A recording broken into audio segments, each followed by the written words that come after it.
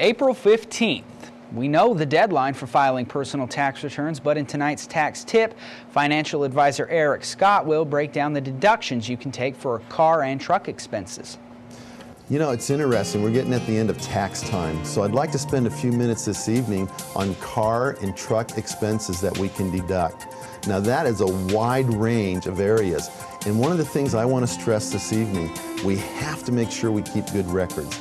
This is one area that without good records, you can really get caught by the IRS. Number one, you can use it for business purposes, and the length is long on what you can do. So you want to use a professional, or if you do your own taxes, be aware of that. There's always a section on it. The second area would be medical purposes.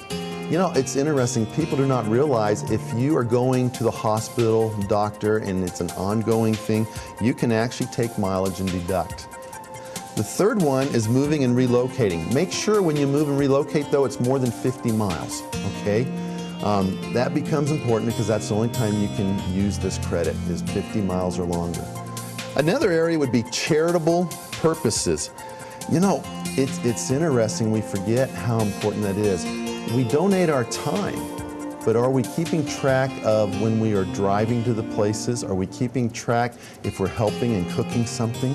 There's a lot of things you can do on charitable purposes with your deductions. Another one is autos.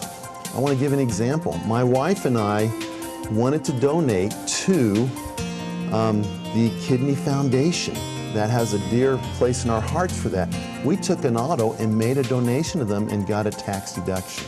You see billboards in Salt Lake all the time about it. So there's even automobiles that maybe we're not using. You may get a better tax credit than try to sell it.